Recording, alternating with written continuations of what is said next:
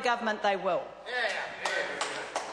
Dr Camcalder. Thank you, Mr Speaker. This government has delivered a GDP among the highest in the developed world at a time of long-term ongoing financial turmoil. Such a record is only possible because a national-led government offers a safe pair of informed hands. A safe pair of hands, not the desperate clutches from two parties promising cheaper power but seeking power at any cost. Blasé, ignorant or blithely unconcerned about their antics have already caused massive depreciation of the assets of hard-working New Zealanders, risked the drying up of international confidence and financial direct investment in our markets, and potentially be the direct cause of New Zealand having to borrow more to finance essential investment in our schools, in our hospitals, and ultimately greater cost to New Zealand Inc. Far from saving New Zealanders money, this crypto renationalisation of the electricity sector will lead to additional costs for every taxpayer, and we haven't even factored in the avowed aim of the coalition of the left, which is to dramatically increase liabilities to all under their expanded emissions trading scheme, which will bring in agriculture. From a party which gave us the Electoral Finance Act, perhaps we shouldn't be surprised, but this takes the cake for bare-faced effrontery. It is cocking a monumental snook, saying pedicabo to the carefully nurtured long-term consensus between the two main parties on economic policy, with its emphasis on the free markets and competition. Socialism has its moment in the sun over decades ago, but it's withered across the world, with the remaining outliers, a few remaining outliers in Cuba and Tanzania, sustained only by the benevolence of others. Yet a desperate Labour Party has announced it will jump into bed with the money printers of a green-red hue and excise a wedge of wealth from the taxpayers and shareholders as the energy companies and somehow supposedly transfer this wealth to businesses and householders by political decree. Central planning didn't win many kudos for promoting competition in the Union of Soviet Socialist Republics, and it is unlikely to be any more successful in Aotearoa.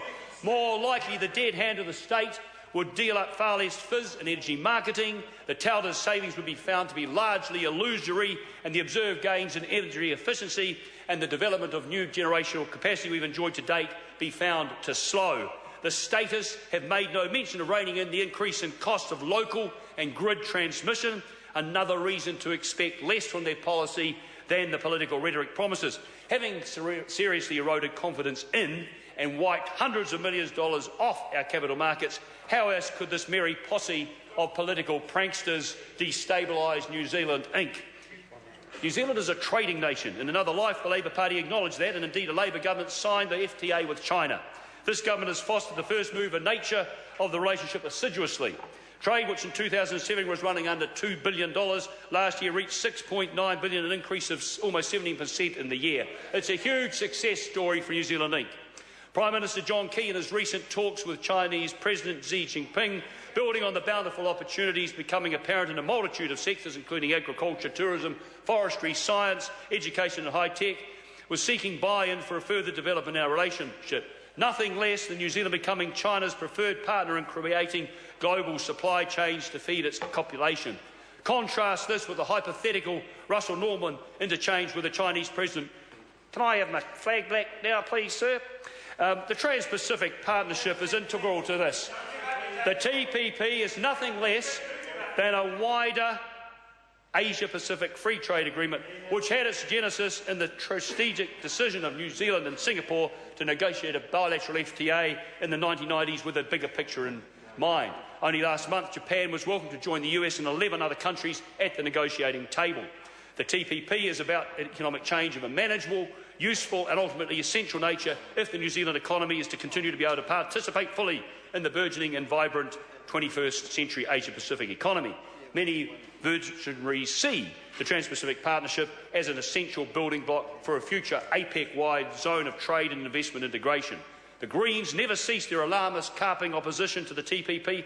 How could Labour resist the ceaseless opportuning of its new bed mate?